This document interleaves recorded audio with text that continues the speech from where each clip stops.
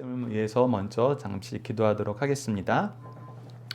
하나님 아버지, 저희들 다니엘서 말씀을 연속 강해 설교로 접하게 하시고 인천 백석교회에서 말씀 나누던 걸 이어서 계속 강성성경연구원에서도 말씀을 나눌 수 있도록 인도해 주심을 감사합니다.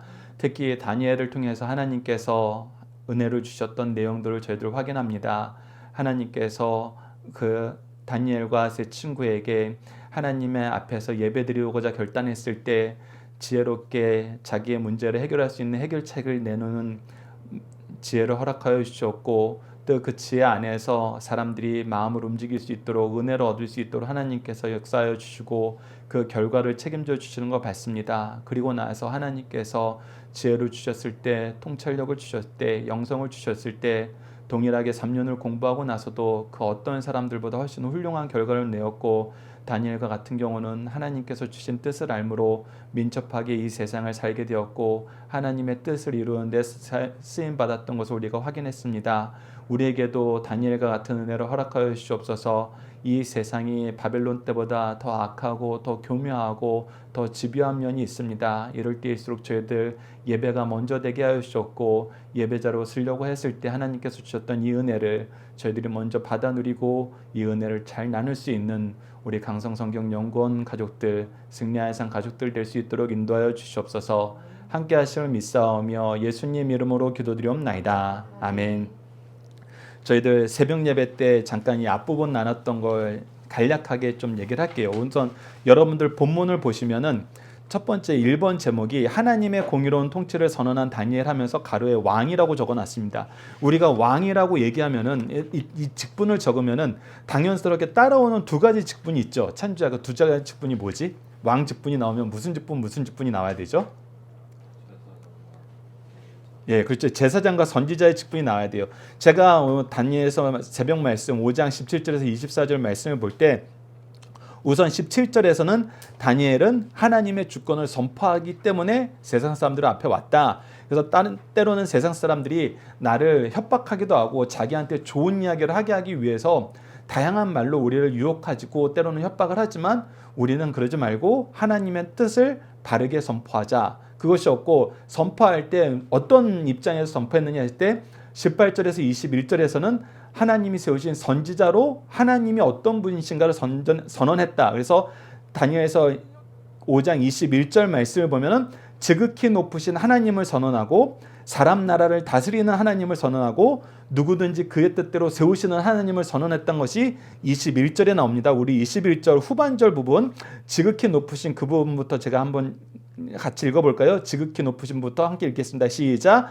지극히 높으신 하나님이 사람 나라를 다스리시며 자기의 뜻대로 누구든지 그 자리에 세우시는 줄을 알기에 이르렀나이다.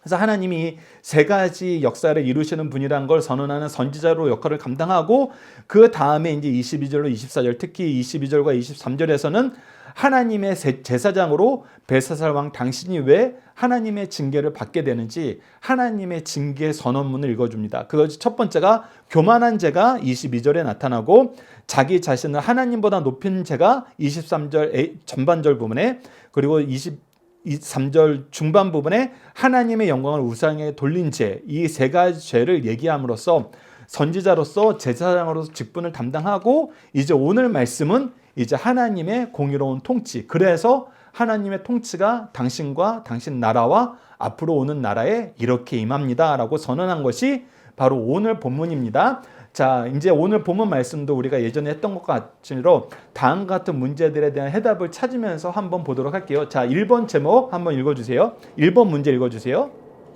시작. 다니엘이 벨사상 왕에게 선언한 하나님에 대한 세 가지 사실은 무엇인가요? 앞서 우리가 세 가지 사실 봤죠. 하나님께서 세상을, 나라를 다스리시고 자기 뜻대로 이루시고 자기가 원하는 사람을 세우기도 하시고 낮추기도 하시는 거, 이 내용이 있었는데 오늘 본문 말씀에서도 이 내용을 더 구체적으로 우리에게 소개해 줍니다. 자, 두 번째 문제 한번 볼까요? 두 번째 문제는 제가 읽어드리겠습니다. 하나님은 무엇의 경계를 정하시나요? 이게 하나님이 무엇을 하신다는 내용을 좀 우리가 세분해서 보는 겁니다. 이 부분은 사도행전 17장 26절 참고 말씀을 들었으니까 여러분들 참고 말씀 좀 이따 보실 때 함께 확인해 주시고, 세 번째 문제는 같이 읽어볼까요? 함께 읽겠습니다. 시작. 하나님이 세상 주권자들을 세우신 이유는 무엇인가요? 이 부분은 느부갓네살에게 회개를 촉구할 때 얘기한 내용에 나와요. 이것을 통해서 우리가 새벽 예배 때도 잠깐 나눴지만 하나님께서 은혜를 주실 때는 은혜 주신 이유가 있어요. 우리에게만 은혜 주신 이유가 있는 게 아니라 세상 사람들에게도 은혜 주신 이유가 있어요. 왕으로 세우셨을 때 왕으로 세우신 이유가 있어요. 그래서 하나님의 은혜 주신 이유를 따르지 못하면은 하나님께서는 징계하십니다. 이 부분은 우리가 잘 기억해야 됩니다. 자, 네 번째 함께 읽어보겠습니다. 시작. 하나님은 어떠한 자들을 반드시 심판하시나요? 오늘 본문에서 나오는 두 가지 경우의 자들, 이 부분은 반드시 심판하시는 거 우리가 확인하고 우리가 이런 죄에 빠지지 않도록 주의하면서 사람들이 이런 죄에 빠지지 않도록 또 권면도 해야 됩니다. 다섯 번째 함께 읽겠습니다. 시작. 어째서 하나님의 뜻을 알고 그 뜻을 기뻐하는 것이 우리 인생에 가장 중요한가요? 이 얘기를 성경에서 계속 얘기해요. 아까 우리 성경 공부 때도 하나님 앞에 순종하는 거, 그 당위성이 무엇이냐? 그것을 우리가 합당하게 받아들여야 될 이유가 무엇이냐? 사실 성경은 무조건 받아들이려고 무조건 순종하라고 하지 않습니다. 분명하게 그 이유를 설명해 줘요. 그 하나님의 질서를, 하나님의 지혜를, 하나님의 은혜를, 하나님의 능력을 설명해 주고 무엇하게 하냐면 경험하게 하세요. 이게 달라요. 사람들은 동기부여만 하면 거기서 끝나요. 그런데 하나님은 동기부여하는 데서 끝나지 않아요. 반드시 그 결과를 책임져 주십니다. 다니엘과 세 친구에게 보여주셨던 것도 우리 믿음의 선조들에게 보여주셨던 것도 동일해요. 결과를 보여주세요. 그래서 이 결과를 알고 우리가 그 이유를 찾아야 됩니다. 그 이유를 믿고 의지해야 돼요. 마지막 여섯 번째 문제 봅시다. 시작. 우리가 하나님의 일을 할 때 하나님은 우리를 어떻게 보호하시나요? 이것을 저는 이제 1장에서 6장까지 말씀을 우리가 이제 정리하는 내용으로 미리 한번 소개를 해보는데 이 개념으로 우리가 보면은 세상에 나가서 살 때 우리가 정말 담대하게 하나님 뜻을 따를 수 있습니다. 그래서 여러분도 오늘 제목이 하나님의 뜻을 따르라. 그가 우리를 보호하신다. 예전에 우리가 교회에서 구호로 만들었던 것을 저는 이번 이제 우리가 다시 예배를 드리면서 제목을 항상 구호로 바꿨습니다. 그래서 예전에 우리가 구호 꼭 암기하고 구호 자주 반복하자 했던 거 여러분 제목에 있으니까 제목을 자주 반복해서 얘기해 주셨으면 좋겠어요. 자, 오늘 제목 여기 화면에는 안 나오지만 우리 주보를 보면서 우리 제목 한번 같이 읽어봅시다. 시작. 하나님의 뜻을 따르라. 그가 우리를 보호하신다. 우리가 새벽 예배 제목은 하나님의 뜻을 바르게 담대히 선포하자. 바르게 담대히 선포하는데 어려움이 많아요. 오늘 본문에서도 이 내용을 확인합니다. 힘든 일이 많아요. 이거 이랬다가는 우리 큰 낭패 당할 것 같은데, 이랬다가는 우리 위험할 것 같은데, 근데 아니에요. 하나님께서 바르게 담대하게 선포할 수 있도록 어떻게 하세요? 우리를 보호하신다. 그 내용이 우리가 아침 설교와 오전 설교하고 연결되는 부분입니다. 자, 이제 본문 말씀을 하나씩 확인해 보도록 하겠습니다. 우선 첫 번째는 하나님의 공의로운 통치를 선언하는 다니엘이에요.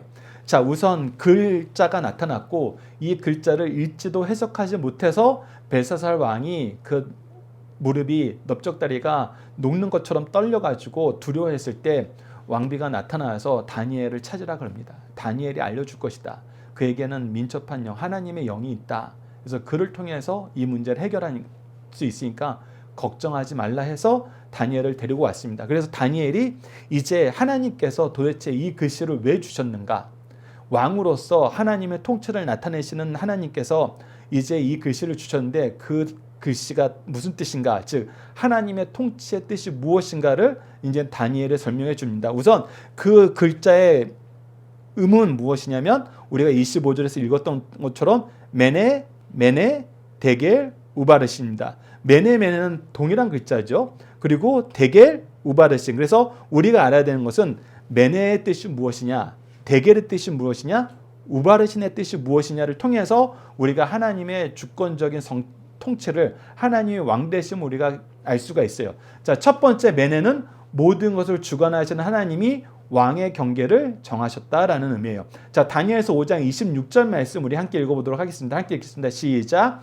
그 글을 해석하건대 메네는 하나님이 이미 왕의 나라의 시대를 세워서 계산한 그것을 끝나게 하셨다 함이요. 즉 메네는 무슨 뜻이냐면 세웠다, 계산했다, 한계를 정했다라는 뜻이에요. 그래서 이 내용에는 무슨 의미가 담겨 있냐면 왕의 나라를 왕이 조상들을 잘 만나서 물려받았고 왕이 이렇게 하면 잘 될 것 같지만 사실 그 한계를 정하시는 분은 하나님이시다. 하나님이 하시지 않으면은 당신이 가질 수 없었고 하나님이 정하신 때가 끝나면은 그게 끝난다. 하나님이 주권적으로 일하시는 것이지 당신이 정하는 거 아니다. 그래서 하나님께서는 내가 이 계산했다. 계산을 하고 지금 너한테 통보한다. 이런 의미라는 겁니다. 그래서 두 번째는 대결입니다. 대결은 하나님의 기준에 왕은 미달되었다는 뜻이에요. 다니엘서 5장 27절 읽겠습니다. 시작. 다니엘은 왕을 저울에 달아보니 부족함이 보였다 하며, 즉 대결은 무슨 뜻이다? 저울에 달았다. 이것은 무엇이다? 하나님이 반드시 심판하신다. 앞서 얘기했던 것처럼 하나님께서는 벨사살 왕에게 은혜를 줬어요. 우리가 아침 말씀에서 얘기했던 것처럼 벨사살 왕은 느부갓네살 왕이 하나님 앞에 어떤 심판을 받는지, 느부갓네살 왕을 통해서 무슨 일을 하셨는지 느부갓네살 입술을 통해서 고백하는 걸 보고 이걸 미리 알았어요. 미리 알았다는 건 무슨 뜻이다? 내가 느부갓네살 왕보다 더 많은 하나님의 은혜를 얻었다. 우리가 이것을 항상 봐야 돼요. 내가 천주 할아버지가 박효일 목사님이 교회에서 설교를 하고 이런 일을 하고 이런 일이 있었던 것을 우리에게 잘 알려주어서 내가 그것을 알게 됐어요. 부모님 세대는 이것을 다 경험하고 이게 왜 일어났지? 이런 일이 어떻게 생겼지? 이 고민을 하고 기도를 하고 힘써 노력을 해서 얻게 된 내용이에요. 그래서 그 경험을 우리에게 알려줬어요. 그렇다면 이 알려줬다는 것은 우리에게 어떤 의미가 있냐면 우리 하나님께서 우리 할아버지보다 아버지보다 나를 더 사랑하신다는 그 의미가 내포되어 있는 거예요. 왜? 나는 그렇게 고생하지도 않고 그것을 고민하지도 않고 그것에 대한 어려움도 겪지 않고 이것이 무슨 일인지 이미 알았기 때문에, 그리고 이것을 어떻게 해결해야 되는지도 알았기 때문에. 그래서 미리 알려줬다는 건 무슨 뜻이에요? 더 은혜가 컸다는 거예요. 내가 세우지 않은 나라를 내가 물려받았다? 이건 뭐예요? 내가 하나님께 받은 은혜가 더 컸다는 거예요. 근데 은혜가 더 컸음에도 불구하고 뭐 했어요? 그 은혜를 왜 받았는지 몰랐어요. 은혜를 가지고 뭘 해야 되는지 몰랐어요. 근데 하나님께서는 이 은혜 그냥 주시는 거 아니에요. 우리를 향한 더 큰 계획이 있고 더 큰 역사가 있어요. 그래서 은혜를 받은 것은 어떻게 해야 된다? 하나님 뜻대로 잘 써야 된다. 그래서 은혜는 내가 자랑할 것이 아니다. 내 공로가 아니다. 내 권세가 아니다. 은혜는 뭐다? 흘러가게 해야 되는 것이다. 흘러가게 해야 되는 것이다. 이거 굉장히 중요한 내용입니다. 다니엘도 그래서 이 얘기를 했어요. 이 다니엘도 느부갓네살 왕한테 느부갓네살 왕에게 심판의 선언이 되는 꿈이 나오자 1년 전에 미리 얘기했어요. 임금이시여 이렇게 하셔야 됩니다. 다니엘서 4장 27절 함께 읽겠습니다. 시작. 그런즉 왕이여 내가 아뢰는 것을 받드시고 공의를 행함으로 죄를 사하고 가난한 자를 긍휼히 여기심으로 죄악을 사하소서. 그리하시며 왕의 평안함이 혹시 장구하리이다 하니라. 즉 하나님께서 왕에게 이 놀라운 업적을 주신 이유는 뭐다? 공의를 행하라는 거다. 하나님의 의로운 통치를 행하라는 거다. 즉 하나님이 어떤 의로운 통치를 행하고 있어요. 지금 이 벨사살 왕에게는 우선 하나님께서 경계를 정하시는 거야. 하나님이 이 모든 것을 나에게 허락하셨다는 걸 네가 인정해야 된다. 두 번째는 뭐다? 네가 그 왕의 자리에 왜 있는지 깨달아야 된다. 그래서 이것을 우리가 알고 행하는 게 바로 공의를 행하는 거예요. 근데 그걸 안 했어요. 근데 그 대표적인 공의가 뭐였냐면 가난한 자를 긍휼히 여기는 거예요. 하나님이 당신을 왕으로 세운 이유를 하나님 앞에서 묻고 그 뜻을 따르고, 그리고 무엇한다? 우선 연약한 사람 돌봐야 된다. 가난한 자는 반드시 돌봐야 된다. 하나님께서 우리에게 더 주시고 났는데 항상 가장 기초적으로 확인하는 게 뭐냐면 연약한 사람 돌봤냐는 거예요. 가난한 사람 돌봤냐는 거예요. 제가 이 부분에 대해서는 정말 교회 다니는 모든 후배들에게 항상 하는 얘기 중에 하나가 이겁니다. 선거할 때 누구를 뽑아야 될까 보는데 다른 것보다 우선 이것 좀 봐줘라. 가난한 사람 돌보는 사람들을 좀 봐줘라. 특히 우리가 너무나 가난하면은 가난한 사람 돌보는 사람 뽑게 돼 있어요. 근데 우리가 좀 살만하면은, 특히 이 지역 목동 지역은 사실 좀 살만해요. 그래서 가난한 사람을 얼마나 돌보느냐 이거 별로 신경 안 써요. 나라의 일꾼을 세우는데 이거 별로 안 씁니다. 연약한 사람 돌봐야 돼 이거 별로 신경 안 써요. 도리어 내가 좀 더 가져야 되는데, 내가 여기서 한 단계 더 올라가려면 무엇이 필요한데 이걸 찾아요. 근데 제가 교회 다니는 분들에게, 교회 다니는 후배들한테 항상 부탁하는 게 이겁니다.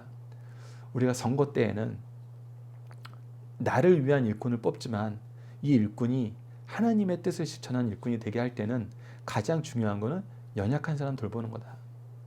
나는 살만하면은 특히 우리가 더더욱 연약한 사람 돌보는 사람 좀 뽑자. 그것을 정당이나 어떤 이념이나 어떤 환경이나 시대가 요구하는 그런 거 떠나서 우선 처음은 연약한 사람 돌보는 걸 하자. 저는 여기 계신 분들한테도 간곡히 부탁드리고 싶어요. 우리가 나라에서 중요한 위치에 올랐을 때, 특히 누구보다 더 먼저 된 자리에 있을 때, 부모로서는 제 위치가, 교회에서 목회자인 제 위치가 먼저 된 자리예요. 근데 이 먼저 된 자리에서는 항상 우리가 누구를 봐야 되냐면 연약한 자를 봐야 돼요. 우리가 여기서 제일 연약한 자는 어쩔 수 없어요. 찬주야, 네 이름을 거론해서 미안한데 네가 가장 어리고 연약한 자야. 그러면 우리는 모든 역량을 누구한테 포커스를 맞춰야 된다? 찬주한테 포커스를 맞춰야 된다. 이것이 사실은 우리가 하나님이 주신 은혜를 바로 쓰는 방법이에요. 앞으로 찬주도 그렇게 인생을 살았으면 좋겠어요. 하나님이 주신 시간과 재능과 물질이 있어요. 그것을 우리가 어떻게 해야 돼요? 연약한 사람을 위해서 써야 돼요. 그래서 다니엘도 가난한 자에게 긍휼히 여기는 거, 이건 너무나 당연한 거다. 우리가 하나님께 받은 것이 있으면은 그것을 받지 못한 사람들에게 주는 것이 가장 기본적인 것이다. 그리고 두 번째는 하나님의 영광을 훔쳐서는 안 된다. 우리가 앞서에서는 이사야서 말씀과 시편 말씀을 봤는데 이번에는 사도행전 12장 23절을 보시다. 사도행전 12장 23절 읽겠습니다. 시작. 헤롯이 영광을 하나님께 돌리지 아니하므로 주의 사자가 고치니 벌레에게 먹혀 죽으니라. 헤롯이 군중들 앞에서 연설을 하려고 딱 나가는데 이 목소리가 너무나 놀라운 목소리가 나온 거야. 그래서 이것은 사람들이 다 느껴서 이거는 신의 목소리다. 근데 그 신의 목소리다 하는 순간 헤롯이 겸손하게 이 영광을 나에게 이런 목소리를 주신, 이런 스피치를 주신 분에게 감사를 돌려야 되는데 이걸 자기 영광으로 여겼어요. 근데 하나님께서 그거를 심판하신 거예요. 네가 나에게 들려야 될 영광을 너의 것으로 가져가. 그래서 바로 죽였어요. 그래서 우리가 이 두 가지, 하나님이 우리에게 은혜를 주셨을 때, 하나님의 영광을 우리에게 허락하여 주실 때 이 두 가지 부분은 반드시 심판을 받는데, 첫 번째는 뭐다? 연약한 사람, 가난한 사람 돌보지 않은 거. 두 번째, 하나님의 영광을 내 영광으로 가로채는 거. 이거 한국에서 굉장히 많이 나타납니다. 한국의 위정자들 굉장히 많이 나타나고 교회 현장에서 굉장히 많이 나타나요. 그런데 우리가 새롭게 강성영원 교회를 시작할 때는 우리는 이 두 가지 부분에 가장 열심히 조심하는, 그래서 오늘 우리에게 주신 본문 말씀이 우리가 연속 강의 설교를 따라가면서 자연스럽게 순서대로 말씀을 나누는데 이 말씀 얼마나 은혜스러워요. 우리가 이제 여기 있는 모든 분들은 우리 교회에서, 우리 연구소에서 가장 먼저 된 분들이에요. 의심의 여지가 없어요. 시작을 우리를 통해서 여셨어요. 그러면 우리는 평생 뭐 해야 돼요? 우리 다음에 오는 세대들을 위해서, 이 다음에 오시는 분들을 위해서 섬겨야 돼요. 그분들은 우리보다 연약할 수밖에 없어요. 우리만큼 훈련이 됐을 리가 없어요. 그래서 이 일을 하셔야 되고, 우리가 혹시 이 일을 잘했다 칭찬받고 우리가 하지 못할 업적을 얻게 되었을 때 우리 조심해야 됩니다. 하나님께 영광 돌려야 돼요. 그래, 우리니까 이렇게 됐지, 우리 집안이니까 이렇게 됐지, 나니까 이렇게 됐지. 절대 안 됩니다. 우리 첫 예배 때 이 말씀 주신 하나님께 감사하면서 이 말씀 꼭 기억합시다. 세 번째는 우바르신이에요. 근데 오늘 또 이거 해석을 하실 때에는 우리가 이제 28절을 보면은 우리가 25절에는 메데 데겔 우바르신이라고 해가지고 26절에는 이 메네가 무슨 뜻이에요? 27절에는 데겔이 무슨 뜻이에요? 그러면 28절에는 당연히 우바르신이 무슨 뜻이에요? 얘기해야 되는데, 희한하게 이 세 번째 부분 해석할 때는 베레스는 이라고 얘기해요. 5장 28절 읽어봅시다. 시작. 베레스는 왕의 나라가 나뉘어서 메대와 바사 사람들에게 준바되었다 함이니이다 아니라. 자, 이것은 근데 설명을 해드리면 우바르신은, 우는 접두어예요. 그래서 그래서라는 뜻이에요. 그래서 바르신합니다. 그러니까 메네 됐고 데겔 돼서 그래서 바르신합니다 라는데, 이 바르신은 복수 형태고 보통 이렇게 단어 설명할 때는 단수 형태로 설명하는 경우가 많아요. 그래서 바르신의 단수 형태인 베레스를 써서 베레스는 이라고 설명하는 것이어서 이게 다른 글자가 아닙니다. 접두어와 이 복수 형태를 단수로 바꿔서 이 의미를 설명해 준 거예요. 근데 이 의미는 뭐냐면 하나님께서 나눠줬다, 나눠버렸다라는 뜻이에요. 근데 이것은 하나님의 말씀은 반드시 성취된다는 거예요. 근데 여러분 갑자기 제가 이 얘기를 하니까 아니 하나님의 말씀이 갑자기 성취된다는 게 이 이야기에 왜 나와요? 여러분 왜 나올까요? 이거 퀴즈입니다. 왜 나올까요? 이 얘기를 우리가 다니엘서 앞부분에서 봤어요. 누구한테 준다 그래요? 메대와 바데 사람들에게 준바되었다 함이니이다. 이거 우리가 어디서 봤죠? 하나님이 이 이야기 미리 해줬어요. 어디서 해줬어요? 어디서 해줬어요? 여러분들이 이렇게 다니엘에서 연속 강의 설교를 했는데 이거 기억 못하면 안 돼요. 어디서 해줬죠? 그렇지. 누구의 꿈에 나타난? 느부갓네살 꿈에 나타난.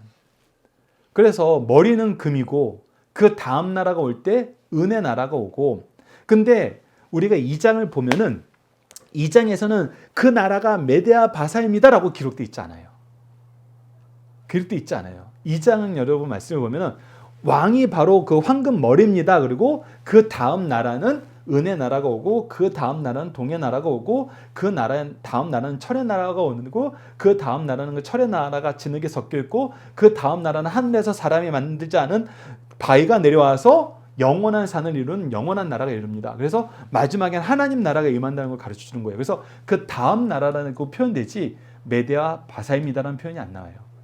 근데 제가 왜 이걸 적어놨냐면 하나님께서 제가 그 예전에 5장 설교를 할 때 5장 처음 부분에서 자 이제 4장까지 다니엘은 느부갓네살 치하에서는 가장 높은 자리에서 가장 옆에서 느부갓네살의 영성을, 느부갓네살에게 하나님을 전하는 하나님의 일꾼으로서의 사명을 감당했어요. 근데 벨사살 왕으로 5장으로 장면이 넘어가고 나니까 벨사살 왕 때는 이 잔치 자리에 다니엘이 있었어요, 없었어요? 없었어요. 한직에 물려난 거예요. 그러니까 이제 왕궁에서 왕이 가장 이 자기가 좋아하는 그 사람들만 모아서 잔치를 하는데 거기에 다니엘이 없다는 것은 다니엘이 이미 그 중요한 위치에서 물러났다는 걸 의미해요. 그리고 어떻게 해요? 왕후가 들어와서 불러오라 그러잖아요. 그런 다니엘이 있었다. 불러와라. 그러니까 한직에 물러났어요. 근데 한직에 물러날 때 다니엘이 무엇을 했을까? 무엇을 했을까 하면서 제가 잠깐 소개해드린 말씀이 있어요. 그것이 바로 7장과 8장에 나와요. 7장은 뭘로 시작하냐면 베레스 왕 원년에라고 나와요. 벨사살 왕 원년에. 벨사살 왕 원년에 하나님께서 다니엘에게 말씀하여 가라사대 하면서 환상을 보여주세요. 그리고 8장에서도 벨사살 왕 3년에 하면서 하나님께서 다니엘을 찾아와서 하나님의 뜻을 전해주는 게 나옵니다. 그래서 특히 다니엘서 8장 20절에 보면은 하나님께서 새로운 환상을 보여줘요. 그 동상의 환상하고 일목요연한 거예요. 2장에서는 동상이었지만 이 7장과 8장에서는 짐승으로 나타내요. 그러면서 그 해석을 가르쳐주는데 다니엘서 8장 2절의 해설을 다니엘 벨사살 왕 3년에 하나님께서 나타나서 얘기해 주는데 뭐라고 얘기해 주냐면 다니엘서 8장 20절 화면에 있습니다. 여러분들 주보에도 있고요. 내가 본 바 두 뿔을 가진 순양은 메대와 바사의 왕들이다. 그래서 바벨론 이후에 나타나는 그 은나라가 메대와 바사라는 것을 다니엘은 묵상을 통해서 벨사살 왕한테 쫓겨났는데 다니엘은 뭐 했어요? 말씀 연구를 한 거예요. 이게 너무나 중요하다는 거예요. 이게 하나님이 글을 쓰실 때는 사람들 앞에 나아가서 하나님의 뜻을 전하는 선지자 역할을 하고 집에 들어와서 한직에 물러나서 그가 홀로 있을 때는 하나님의 말씀을 묵상하는 제사장의 역할을 했다는 거예요. 그리고 그때 하나님께서 이미 다니엘에게 이 다음 나라가 메대와 바사라는 걸 가르쳐 줬어요. 그리고 이 가르쳐줌을 받은 다음에 이 역사서에서는 8장이 우리가 순서로는 뒤지만 이게 예언서이고 이 5장의 사건은 이 8장의 역사가 끝난 다음에 불려간 거예요. 그래서 다니엘은 이걸 알아요. 이게 누구 뜻이란 걸 알아요? 하나님의 뜻이란 걸 알아요. 이게 언제 선언됐던 거예요? 2장에서 느부갓네살 왕 때 선언된 거예요. 그리고 하나님이 다니엘에게 환상을 통해서 보여준 거예요. 그래서 오늘 이 메데메데 데겔 우바르신 이 말씀을 통해서 마지막 우바르신을 통해서 우리가 알게 되는 건 뭐냐면 하나님의 뜻은 반드시 이루어진다. 느부갓네살 왕 때 이미 말씀하셨고 그 말씀하신 바는 하나님이 반드시 이루신다. 그것을 우리에게 가르쳐 준다는 거예요. 다니엘은 이것을 선언한 겁니다. 그래서 우리가 이사야서 46장 10절에서 11절 말씀을 보면 이 우리가 바벨론, 이 이스라엘 민족이 바벨론 포로가 되기 전에 하나님께서 미리 이스라엘 말씀에게 이 말씀을 선언했어요. 이게 바벨론 포로가 되기 몇십 년, 몇백 년 전이에요. 제가 정확한 연도가 기억이 안 나는데 굉장히 오래전에 이 말씀이 이미 선포되어 있었어요.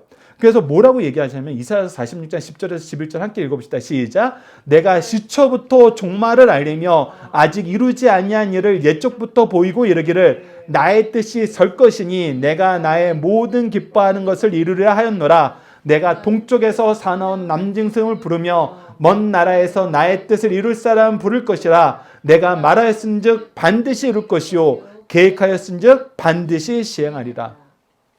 우리가 하나님을 믿게 되는 이유, 하나님이 우리에게 말씀을 주시고 확인하게 하신 게 바로 이거예요. 야, 내가 시초부터 종말까지 너에게 다 얘기해 주는데 내가 얘기한 것이 이루어지지 않는 것이 없다. 내가 선언한 것은 반드시 그 뜻이 쓴다. 나의 기뻐하는 것은 반드시 이루어진다. 그래서 우리가 창조도 하나님께서 우리와 함께 하시는 그 기쁨을 이루기 위해서 창조를 하시고 우리를 하나님의 형상대로 만드셨어요. 그래서 창조는 하나님의 뜻으로 시작됐어요. 근데 이 뜻이 실패했어요? 성공했어요? 성공했어요. 어떻게 성공했어요? 우리가 죄를 져서 타락을 했는데. 근데 하나님의 계획은 반드시 이루어져요. 그래서 창조 때 하나님이 계획하신 건 뭐냐면 보시기에 좋았다라고 얘기하고 내가 너를 내 형상으로 만들어서 온 땅을 정복하고 다스리게 한다는 이 말씀이 하나님의 계획이에요. 근데 우리가 타락을 해가지고 원래 이제 우리 하나님 형상대로 못 사네. 원래 우리 이제 다 망가졌네. 우리 다 죽네. 그러면 이거 하나님 계획 성공한 거에 실패한 거예요? 예. 근데 하나님의 계획은 실패해요? 절대 안 돼요. 그래서 하나님은 뭐 하신 거예요? 우리의 구원을 계획하셔서 예수님을 보내신 거예요. 그렇다면 그 구원의 계획은 언제 시작하였을까? 우리가 실패할 때 하나님이 긴급조치, 우리 나라에서 가끔 그런 거예요. 홍수가 나거나 지진이 나거나 아주 우리 코로나처럼 힘든 시기를 거르면 긴급 조치를 합니다 해가지고 막 이 문제를 해결하면 뭘 해야 되지? 막 전문가들 다 불러서 자 뭐가 필요한지 다 얘기해봐. 그래서 이 일을 해결하기 위해서 우리가 필요한 자원이 얼마나 있고 우리가 지금 가진 건 얼마이고 이것을 앞으로 공급하기 위해서는 앞으로 10년 계획을 해가지고 우리가 이 일을 이겨내기 위해서 기존에 쓰던 거 줄이고 기존에 하던 거 더 열심히 하고 막 다 조율을 해야 돼. 그래도 안 될 때가 있어요. 근데 하나님이 이렇게 하셨을까? 아담이 타락하는 거 보고 야 이거 큰일 났어. 삼위일체 하나님 소집. 그래서 이거 이제 어떻게 할까? 자 성자 네가 예수야 네가 대신 죽어야 될 거고 성령아 네가 계속 도와야 될 거고 나는 이것을 계속 계획해서 사람들한테 알리는 일을 할게. 물론 삼위일체 하나님이 세 분이 아니어서 이렇게 논의는 안 해요. 근데 우리가 이해하기 쉽게 얘기한 거예요. 그래서 갑자기 아담이 타락해버렸어. 선악과를 따먹었어. 그래서 이렇게 모아서 했을까? 아니에요. 그럼 언제 우리를 향한 이 계획을 세우셨을까? 우리 예배소서에서는 분명히 얘기해요. 창세 전에. 창세 전에. 그리고 예수님의 사역에 대해서 요한복음에서는 창세 때. 그래서 사실 창세 전에 삼위일체 하나님이 우리를 향한 구원의 계획을 세워놓으셨다는 거예요. 창조도 하기 전에 세워놨다는 거예요. 성경이 가르쳐주는 게 그거예요. 그래서 사실 창조도 구원도 하나님의 계획 안에 있는데 이 계획이 어떤 계획이에요? 우리를 향한 계획인데 우리를 향한 계획이 뭐예요? 그냥 우리 일반 피조물처럼 썼으면 더 편했어요. 우리 천사처럼 썼으면 하나님 편해요. 천사처럼 썼으면 우리를 향한 구원까지 계획하실 필요 없어요. 왜? 천사는 타락하니까 그냥 지옥에 보내버렸거든. 심판해 버렸거든. 그런데 우리를 향한 하나님의 사랑은 우리를 하나님의 형상으로 만들고 하나님과 자기 의지를 가지고 하나님과 동등된 위치에서 하나님과 함께 살 수 있는 존재로 만들 때에는 뭐 할 수도 있다는 걸 아신 거예요? 우리가 실패할 수 있다는 걸 아는 거예요. 그런데 실패를 했는데도 불구하고 우리를 쓰시겠다는 거예요. 왜? 그것이 하나님이 계획하신 거기 때문에. 우리가 여기까지 보면은 나 같은 놈이 무슨 그래도 양심이 있으면 이 얘기를 하게 돼요. 아니 내가 나중에 알게 되니까 우리 부모님을 통해서 하나님이 나를 얼마나 사랑하는지 알게 됐어. 교회를 통해서 나를 얼마나 사랑하는지 알게 됐어. 근데 이제 나도 양심이 있는 놈이라 그렇게 얘기하는 거야. 나 같은 놈이 무슨 은혜를 받아. 내가 무슨 자격이 되겠어. 그러면서 우리가 먼저 보게 되는 것은 나는 새벽 예배는 절대 못 나오는데 내가 무슨 하나님의 은혜를 달라 그러겠어요. 제가 교회에서 봉사하는 건 못하는데 나는 좀 못해요. 이게 힘들어요. 육체가 약해요. 그리고 마음도 솔직히 동하지 않아요. 저 피곤해져요. 그러면 피곤해지면 지금 하던 것도 못하게 돼요. 그러면 차라리 제가 그냥 하나님의 은혜 좀 덜 받는 걸로 적당한 선에서 타협하는 게 어때요? 아니면 반대로 저 이거 열심히 해서 하나님의 은혜 누릴래요. 이렇게 얘기하는 사람들도 있어요. 근데 다 실패해요. 다 실패해요. 결국 그것도 실패해요. 내가 못한다고 했던 것도 결국 내가 현상만 유지할게 하는 것도 실패하고 저 열심히 해서 뭔가 해보겠습니다 하는 것도 실패해요. 근데 실패했을 때 하나님이 계속 나타나요. 그리고 계속 우리를 위로하시면서 하시는 얘기가 뭐냐면 걱정하지 마. 내가 이루어. 내가 이루어. 내가 이루어. 계속 이 얘기를 해주는 거예요. 그랬을 때 우리가 받은 은혜가 크다는 겁니다. 그래서 이 이사야서 46장 10절에서 11절 말씀 우리가 믿게 되는 거, 알게 된 거는 우리의 삶에 엄청난 변화를 가지고 와요. 야, 내가 하는 게 아니라 하나님이 이루시는 거니까 두려워하지 마. 걱정하지 마. 의심하지 마.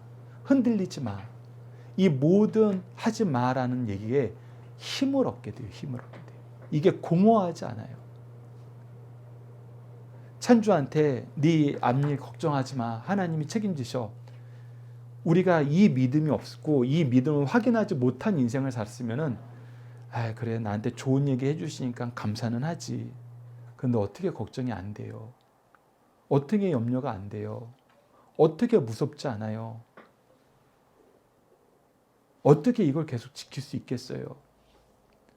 그런데 이 말씀을 깨달으면은 지킬 수 있어요.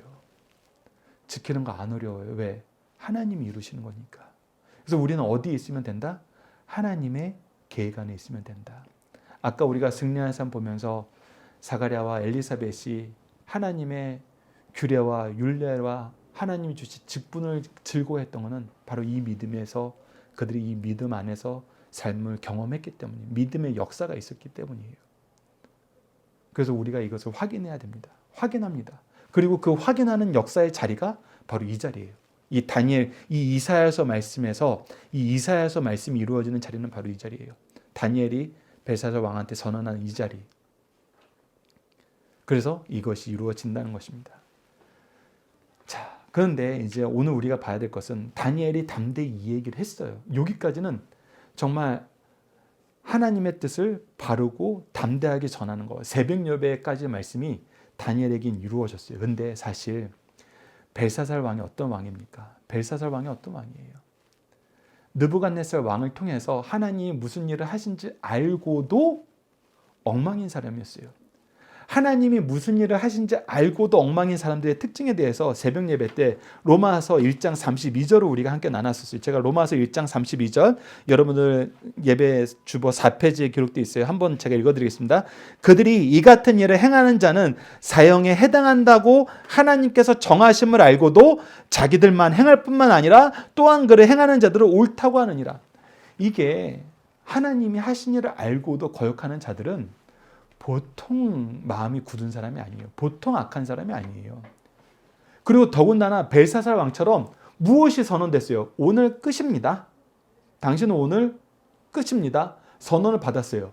그러면은 악한 사람들의 특징은 뭐냐면 나 이왕 오늘 끝날 거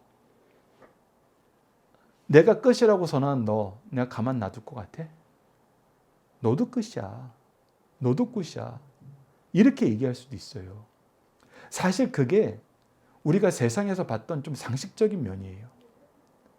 멸망하는 사람들은 결코 자기가 혼자 멸망하려고 그러지 않아요. 같이 죽자예요. 같이 죽자. 난 너라도 죽이고 갈래. 참 악한 사람들의 특징이에요. 일반적인 사람들은 안 그래요. 근데 악한 사람들은 그래요. 근데 벨사살 왕은 어떤 왕이었어요? 악한 왕이었어요. 그러니까 이걸 선언하고 나면 어떻게 될지 몰라요.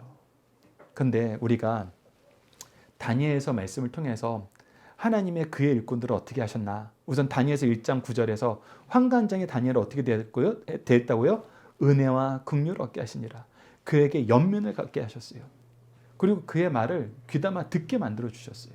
그것이 누가 하신 것이다? 하나님이 하신 것이다. 그래서 우리가 이 일에 대해서 여러분들이 좀 더, 청소년들이 좀 더 이해하기 쉽게, 요즘 사람들이 이해하기 쉬운 표현으로 무엇을 하게 하셨다? 그들의 마음을 얻게 하셨다. 하나님이 항상 하신 일이 세상 주권자들에게, 우리를 관리 감독하는 사람들에게 우리를 향한 연민과 우리의 의견을 들을 마음을 얻게 하세요. 그래서 우리가 이 얘기를 해도 기분 나빠하잖아요. 특히 다니엘서 1장 10절을 보면은 환관장이 어떤 상황이에요? 야 다니엘아, 네 얘기를 좀 들어주다가 잘못되면 나 왕한테 모가지 잘려. 나 왕한테 죽을 수도 있어. 그러니까 목숨이 달려있는 일인데도 들어줘요. 그럼 목숨 걸고 들어줄 만큼 우리를 향하여 마음을 열게 하는 거예요. 다니엘서 2장에서도 이제 근위대장 아리옥이 와서 왕의 명령을 실천하는데 다른 사람들은 다 잡아갔어요. 근데 이 어린 다니엘이 아직은 중요한 위치에도 안 올라와 있어요. 그냥 이방 민족에서 붙잡아온 이 포로 중에 관리를 하는 애가, 아니 뭐라고 얘기하냐면 왕의 명령이 어찌 그렇게 급합니까? 이거는 무슨 얘기냐면 왕 너무 성급하다. 이거 왕 너무 지혜롭지 않다. 왕 좀 잘못한다. 이런 얘기예요. 그리고 왕이 잘못하는 거에 대해서 근위대장 아리옥, 당신이 왜 이거 무조건 받아들이느냐. 이거 좀 고쳐야 된다. 이거는 여러분 항명이에요. 항명. 항명을 하는 거예요. 아무것도 아닌 애가 항명을 하는 거예요. 근데 아리옥이 어떻게 해요? 이거 다 들어주고 다니엘이 부탁한 대로 왕한테 가서 다시 제안을 해요. 유대에서 온 포로 중에 이거 해서 얘기하겠다는데요. 근데 상식적으로 안 맞잖아요. 이미 모든 제자들 불러서 결론을 낸 거예요. 근데 얘가 이걸 하겠다고? 물론 왕이 시험을 볼 때 얘가 좀 뛰어났지. 하지만 이런 문제에 대해서는 느부갓네살이 능력이 있는지 모르거든요. 영성이 있는지 모르거든요. 근데 어떻게 했어요? 아리옥도 다니엘의 얘기를 들어주고 느부갓네살 왕도 다니엘의 얘기를 들어줘요. 이건 뭐예요? 마음을 열어준 거예요. 오늘 말씀도 동일하다는 거예요. 벨사살 왕이 야 어차피 오늘 죽을 거 너 죽여버리겠다. 이럴 수 있어요. 그런데 벨사살 왕이 약속했던 대로 하는데 이 벨사살 왕이 5장 29절에서 이에 벨사살이 명하여 그들의 다니엘에게 자주색 옷을 입히게 하며 금 사슬을 그의 목에 걸어주고 그를 위하여 조서를 내라 나라의 셋째 통치자로 삼니라. 근데 이게 왜 너무 은혜스러우냐면 앞서 우리가 5장 전반절에서 왕비가 벨사살 왕을 위로했던 말이 뭐예요? 다니엘이 이거의 뜻에 대해서 알려줄 거니까 근심하지 마소서. 이 얘기는 뭐냐면 이게 문제지만 다니엘이 이 문제 해결해 줄 겁니다예요. 그러니까 다니엘이 불렀을 때 벨사살 왕은 원한 건 뭐냐면 다니엘이 이 문제를 해결해 주길 위해서 불렀어요. 이거 나한테 너무나 두렵고 힘든 일인데 다니엘아 이거 해결해 줘라고 불렀는데 해결이 됐어요, 안 됐어요? 안 된 거예요. 당신 오늘 죽습니다. 당신 나라 끝났습니다. 오히려 안 좋은 일이 확증이 돼버린 거예요. 확증이 돼버렸으면 악한 왕이니까 어떻게 하겠어요? 폭발할 수 있어요. 근데 벨사살 왕이 이걸 받아들였다는 거, 이걸 받아들이는데 어떤 의미가 있냐면 다니엘은 자기가 얘기하고 싶은 걸 얘기한 거예요? 아니에요. 하나님의 뜻을 바르고 담대하게 전한 거예요. 그럼 벨사살 왕이 자기가 약속했던 그 모든 것을 줬다는 것은 야 다니엘 그래 네가 무슨 죄가 있냐 하나님이 하는 건데 이 정도가 아니라는 거예요. 누구를 인정한 거예요? 하나님의 심판을 인정한 거예요. 자기가 죄인됨을 인정한 거예요. 이거는 하나님의 은혜가 아니면 안 되는 거예요. 하나님의 은혜가 아니면 안 되는 거예요. 근데 위기가 오늘 본문 말씀에서는 여기까지만 해도 하나님이 우리를 위해서 일하실 때, 우리를 보호하실 때 우리의 생명줄을 쥐고 있는 주권자들의 마음을 움직이는 걸 보여줬어요. 근데 문제는 여기서 끝나지 않아요. 어떻게 돼요? 이 나라 망해요. 자, 망할 때 다니엘은 위치가 뭐예요? 이 나라의 세 번째 지도자예요. 여러분들, 내가 그 나라에 쳐들어가서 그 나라를 멸망시켰어요. 우리나라 말로 하면은 지금 원래 첫 번째 치리자는 전쟁터로 나가 있어서 없어요. 그러니까 사실은 두 번째 랭킹이에요. 그러니까 우리나라를 딱 점령했는데 지금 우리나라는 첫 번째 랭킹은 대통령이고 두 번째 랭킹은 국무총리예요. 자, 대통령을 잡아 죽였어요. 국무총리는 어떻게 할까요? 죽이든지 감옥에 가두고 허수아비로 쓰든지. 왜? 이 나라가 갑자기 막 다 바꿔버리면은 반발이 일어날 수 있으니까 왕은 본보기로 죽이고, 요즘 말로 하면 대통령은 본보기로 죽이고, 국무총리는 꼭두각시로 만드는 거예요. 이게 가장 그나마 베스트고, 국무총리도 비중이 너무 커. 사실 국무총리도 비중이 너무 커요. 그냥 우리가 예전에 지정생존자라는 드라마가 있었는데, 그게 갑자기 정부 관료들이 모이는 장소에서 폭탄 테러가 일어나서 사고가 나서 다 죽은 거야. 그래서 아예 관료들이 모이지도 않는 뭐 교통부 장관인가 무슨 하여튼 굉장히 장관 중에서도 인지도가 없는 사람이 그 대통령 계승 서열이 돼가지고 그 사람이 대통령직을 수행하는 그런 드라마가 미국에서 만들어지고 우리나라에서 리메이크한 적이 있는데, 그걸 보면은 야, 나라의 그런 관료 체계가 얼마나 중요하구나 알고, 아무리 볼품없는 관료라도 우리가 함부로 뽑으면 안 된다는 것을 그 드라마가 보여줘요. 그래서 사실은 그랬을 때는 나라를 컨트롤하기가 더 쉬워. 왕위 계승 서열자가 낮으면 낮을수록 침략자들은 통제하기가 쉬워. 그러니까 옛날에는 되게 어떻게 했냐면 관료들 다 죽이고 아주 비천하게 멸시당하던 그 왕족 중에 한 명을 왕으로, 허수아비 왕으로 세고 통치를 했어. 근데 다니엘은 엄밀히 말하면 지금 정식으로는 세 번째고 엄밀히 말하면 두 번째인데 그 나라가 하룻밤새 망했어. 다니엘을 어떻게 볼까, 사람들이? 메데아 바사 사람들이 다니엘을 어떻게 할까? 근데 어떻게 했다? 다니엘서 6장 2절에 3절을 보시죠. 6장 2절에 3절 우리가 화면을 보든지 주보를 보고 읽겠습니다. 시작. 또 그들 위에 총리 셋을 두었으니 다니엘이 그 중에 하나이라. 이는 고관들로 총리에게 자기의 직무를 보고하게 하며 왕에게 손해가 없게 하려 함이었더라. 다니엘은 마음이 민첩하여 총리들과 고관들 위에 뛰어나므로 왕이 그를 세워 전국을 다스리게 하고자 한지라.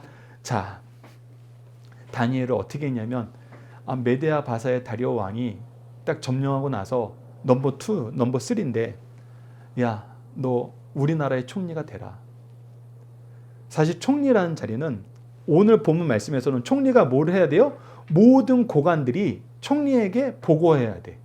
그러니까 책임자예요, 책임자. 근데 능력 있는 사람들을 내가 부려먹고 싶을 때는 책임을 줄 필요 없어요. 권한을 줄 필요가 없어요. 책임만 있는 자리 주면 돼요. 근데 총리라는 자리는 권한이 있는 자리예요. 근데 그 권한이 있는 자리를 3명에게 맡겼는데 이 3명 중에서도 누구에게 맡기는 게 나에게 손해가 없겠다고 생각을 했냐면은 다니엘에게 맡겨야 되겠다. 이건 사실 말이 안 돼요. 말이 안 돼요. 근데 이게 어떻게 된 거예요?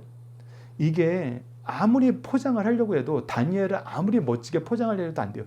제가 예전에는 어떤 식으로 생각을 했냐면, 자, 나라가 하루 만에 망했다는 것은 분명히 이 바벨론 왕궁에도 첩자가 있었을 것이다. 그래서 첩자가 왜 이렇게 순적하게 나라가 이양됐느냐 봤더니, 왜냐하면 벨사살 왕은 이미 끝났어요. 하나님께 사형 선고를 받은 거나 마찬가지야. 그러니까 메데아 바사군이 쳐들어왔을 때 대항할 생각을 못했을 수도 있어요. 이미 내 나라가 끝났으니까. 하나님이 선언했으니까. 느부갓네살 왕이 칭송했던, 찬양했던 그 하나님이 내 나라 끝났다고 했으니까 나는 이거 저항해봐야 소용없어 하고 왕의 자리를 자연스럽게 내줬을 가능성이 있다. 그래서 첩자가 보고를 하는 거죠. 어쩌다가 이렇게 우리가 전쟁 없이 평화롭게 권력 이양이 됐느냐. 이건 그냥 이야기를 만들어 보는 거예요. 성경과 성경에 적혀 있지 않은 걸로 이야기를 만들어 보는 건데, 저는 예전에 이런 이야기를 한번 만들어 봤었어요. 그런데 다니엘이라는 사람이 이 하나님이 이런 이적을 보여줬는데 이 이적을 해설해 줘가지고 이 해설한 것 때문에 이 고관들과 왕의 마음이 다 녹아버려서 그냥 죽게 백기 투항을 한 겁니다. 이런 가능성도 있다라고 생각을 했어요. 근데 그거는 지극히 소설적인 아이디어. 근데 다니엘서 전반에 나타나 있는 하나님의 역사를 보면 뭐다? 하나님이 마음을 얻게 하셨다. 특히 다리오 왕이 이 다니엘을 쓰고자 했던 이 마음은 하나님이 주시지 않으면 얻을 수 없는 마음이다.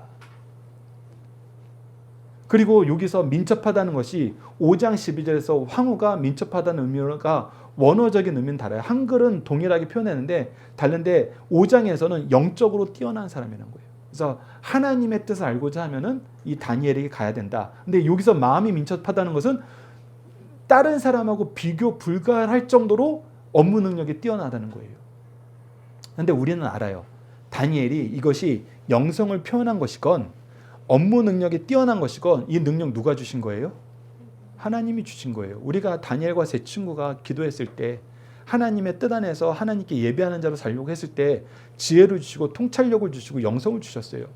영성도 하나님이 주신 것이고 통찰력도 하나님이 주신 것이고 이 모든 지혜를 가지게 된 거 하나님이 주신 거예요. 그러니까 사람들은 하나님이 나에게 주신 것을 통해서 이 사람을 귀하게 여길 마음을 얻게 하신다는 거예요. 이거 잘 기억하세요. 우리가 세상에서 보잘것없이 놀고 먹으려고 하면서 하나님의 일꾼으로 인정받으려고 하면 우리 불가능해요. 이거는 하나님이 그렇게 안 쓰세요. 다니엘도 그랬고 요셉도 그러고 그의 일생에 대한 표현을 보면은 항상 열심히 일하는 사람들이었어요. 열심히 수고하는 사람들이었어요. 그리고 그들의 업무 능력이 월등히 뛰어나요. 월등히 뛰어납니다. 하나님이 그렇게 만드세요. 어떨 때? 하나님께 예배하는 자가 되려고 했을 때. 그래서 하나님이 우리가 그 업무를 하면서 하나님의 뜻을 선포해야 되는 자리를 가게 될 때 하나님은 우리를 보호해 주세요. 우리의 생명에 목줄을 쥐고 있는 사람들의 마음을 열어서 마음을 움직이셔서 우리가 그들의 마음을 얻고 하나님의 일을 바르게 하게 하세요. 다니엘과 세 친구가 선언했던 것처럼 그리 아니하실지라도 우리는 하나님의 뜻을 떠나지 않습니다. 이거 당연해요. 근데 하나님께서는 하나님의 일이 끝나기 전에는 우리 걷어가지 않으시고 반드시 우리 보호하신다. 다니엘의 역사에서 우리가 이것을 확인할 수 있다. 우리도 그래서 하나님의 뜻을 하나님이 우리를 보호하심을 알고 하나님의 뜻을 바르게 담대히 선포하고 우리를 보호하시는 하나님의 뜻을 따르는 삶을 살길 바랍니다. 우리 기도 훈련 통해서 함께 기도하고 설교를 마치도록 하겠습니다. 함께 기도하시겠습니다. 시작. 여호와의 뜻을 따르고 이를 기뻐하는 자에게 지혜 주시고 보호하시는 하나님, 우리에게 지혜와 통찰력과 영성을 주셔서 하나님의 뜻을 알고 하나님의 뜻을 세상에 선포하고 하나님의 의로운 통치를 나누게 하심을 감사합니다. 하나님의 통치를 인정하며 하나님이 주신 은혜로 영과 육이 연약한 자를 돌보고 하나님의 뜻이 이루어짐을 담대히 선포해야 하는데 도리어 하나님의 통치보다는 세상 통치를 의지하고 하나님의 은혜로 악을 행하고 하나님의 뜻을 멀리함을 용서해 주소서. 우리가 말씀과 기도로 하나님과 동행하는 삶을 살게 하여 주시고 다시는 하나님의 뜻을 떠나거나 쉽게 여기지 않도록 도와주소서. 예수님 이름으로 기도드립니다. 아멘. 지금은 우리 주 예수 그리스도의 은혜와 아버지 하나님의 놀라우신 사랑과 성령의 감화하시고 감동하시고 인도하시며 교통하심이 하나님의 말씀을 바르고 담대하게 전하며 하나님의 뜻을 행하고 하나님이 우리를 보호하심을 믿고 이 세상을 이겨나가길 원하는 우리 사랑하는 모든 믿음의 식구들 위해 지금부터 영원토록 함께 있을지어다. 아멘.